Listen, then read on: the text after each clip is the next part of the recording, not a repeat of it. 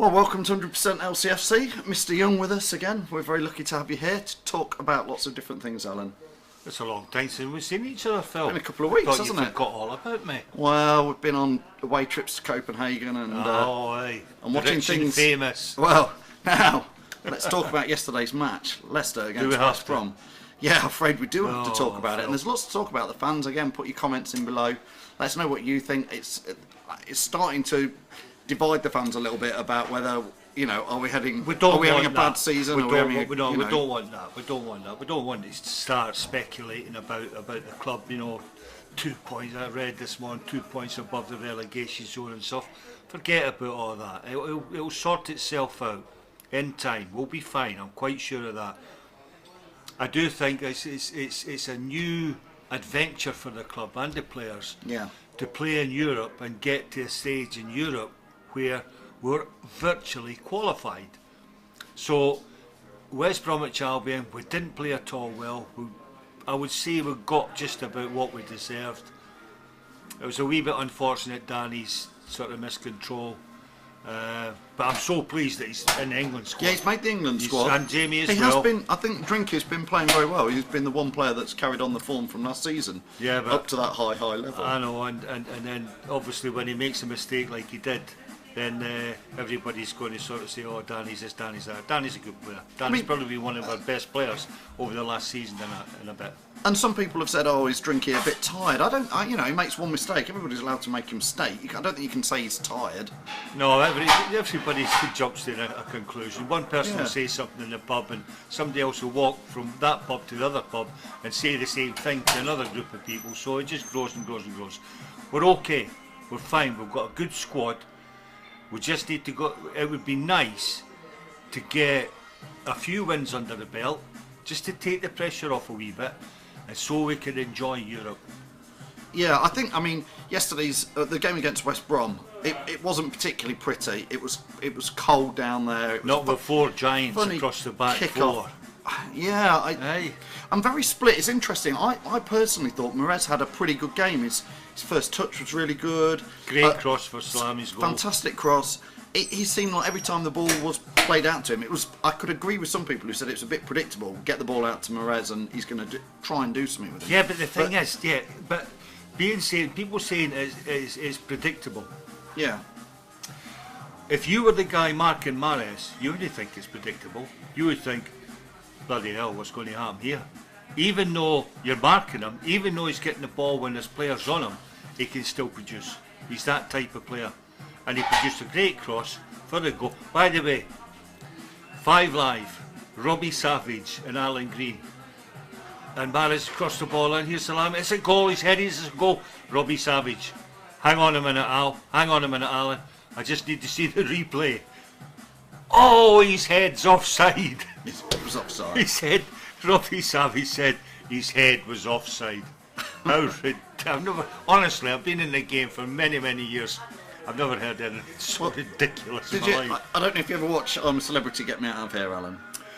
Very seldom. There's rumours Robbie Savage is going to be one of the people on it. So you might see him eating Let's some bugs and worms. Let's hope he gets lost in the jungle or gets some disease with them witchetty bugs or something. Hey, I like Robbie Savage as an ex-Leicester player. He's a nutty. A lot of fans are not his fans. He's a complete and utter. He did jump on the Leicester bandwagon last year after sort of pretty much admitting he was a Derby. After pretty much at the start of the season saying we've got no chance. Yeah. Anyway, this isn't a Robbie Savage chat. This is a West Brom chat. I mean, it was a good goal by Slimani. Yes. Lots of questions about whether he's offered much else in that game yesterday apart from. I mean, I said to you off air. I said. In your day, you'd have buried that header, no problem. It was on a plate. Yeah, as soon as you left Mahrez's foot, you're thinking goal. Yeah. You are thinking goal. It was a perfect cross. Absolutely beautiful cross. The defenders could do nothing about it, and it takes it. But then he didn't offer too much else, if I'm honest. No, but then it was all just a bit of a lacklustre thing. And they had it, we had it. They didn't want to take too many chances. We were the same. Changed things at half time, brought Jamie on who looked a bit lethargic to me. Yeah, I mean, again, in Copenhagen last week, I'm going to say this. I thought Jamie Vardy was not good at all away in Copenhagen last week. He didn't look too bothered about everything. Again, if you ask me. I don't want to criticise him too much. Yeah, I can't agree with your statement of saying he didn't look too bothered. I don't think what I say. And I respect that, but professional footballers, they don't not bother. They want to win. Honestly, if I lost a game, I wouldn't be writing until Tuesday, Wednesday the next week. Yeah. You know. Well, it'd be interesting to see what fans think. Jamie Vardy is definitely he was on a hot streak last season, wasn't he? 11 games, scored every goal. And then when that's not happening, how does he handle it? How is he handling it? Because he's gone, I think, 11 or 12 games now without scoring. He has. He'd been picked for England. He's not going to play. Surprised me. Play when he's on. It actually form, surprised me. Yeah, I was a lot of fans have said they're surprised he's been picked, especially with Harry Kane. Harry Kane will probably and Jack get the Wilshere. nod. Jack Wilshere, yeah. What's going on there? They just love him, don't they? Oh, he's been out for about 150,000 games. He's played 2 and now he's back in the England squad. It'd be lovely to see Drinky get a go in England against Scotland. He won. I mean, talk about an easy game on a plate. Are we going to talk about England Scotland? Yeah, in another video probably.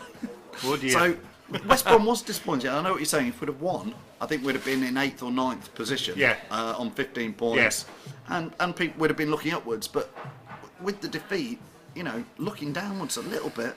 Well, we're also going to discuss the next few games, Phil. So we might leave it until then. But my message to the supporters is just keep doing what you're doing. Keep doing what you were doing all last season. Don't lose faith in your team. Because we're too good a team. So we're still virtually the same team as last season. But I must say, and we spoke off air about this as well, is I still think we do miss Kante. We're going to have to let Kante go though from these conversations, aren't we? Because he's gone. But I can't believe we won the league just because of Kante. No, I'm not saying that. No one. But it looks like it. A big part of it was because of Kante. And I'm also because of the mucky, dirty, horrible job that he used to do beyond strikers, then behind his fullbacks, then behind his centre half Celtic out, then bursting between the strikers. And this is all in the space of 5 minutes. The guy must have about 15 lungs to do that. Yeah. Oh, just incredible. But effectively, yesterday's Leicester side was the side who won the Premier League last year, minus Kante. And I know Zila was in. We'll come on to him in a minute instead of Kasper. Yeah. But I'm just saying. Well, so let's not dwell on that. Well, all right. Well, let's move on. Zila. Now, I think he's a good keeper. So do I. But he doesn't get so many caps for Germany without being a decent keeper, There was times yesterday where between Huth and Morgan, you could see the conversation, or them shouting, and at Zila, Kasper seems to bring that level of a bit more calmness to what's going on. And Zila, it seems like panicking. How good is his English? Well, he should be able to speak to Huth, all right. Do we? Shouldn't he? Oh, yeah, you've got a point. The German will be pretty good. And Fuchs. Yeah. He's Austrian German, isn't he? Yeah. But he can't keep a clean sheet. Zila, he's letting a 4, a 4 and a 2. And I think he's a good keeper, but he's not inspiring confidence at the back there. And I think that showed several times yesterday. I think it's probably because he's not making the saves that Kasper's been making. I mean, he's made 2 phenomenal saves in the last couple of games, both down to his right-hand side. I mean, incredible saves. He's no right to save them. No. Played the whole of the second half with a broken hand as well at Copenhagen. Yes. Which is either very, very brave or very, very stupid. Well, it could have made it worse. Could have made it a lot worse. But I mean, he pulled off that save in the 90th minute at Copenhagen. But obviously, Kasper is the person that we want in goals. He's the better goalkeeper. Yeah. Absolutely, without a doubt. Zila doesn't get too many games. No, it can't be easy, can it? To come in and perform great and pull off 3 or 4 great saves and your team wins 1-0. He's on a hiding to nothing, the lad. And in that respect, I probably feel a wee bit for him. But he's a professional footballer. He's been paid lots and lots of money. I think he's got to be a bit better than he showed against West Brom. So, Alan, your message to the fans here is keep calm. Don't panic, Mr. Mannering. Well, absolutely. I mean, are we a third of the way through the season? We are literally a third through. Third of the way. They get 2/3 to go. just keep doing what you're doing. Keep supporting the club as you've done for 1.5 seasons and been magnificent. Because the fellas, the players, they appreciate it. Don't get me wrong. They love it when the crowd gets behind them. But when you start to get that wee bit of tenseness and disillusionment on the terraces, it soon pours down onto the pitch and the players pick it up.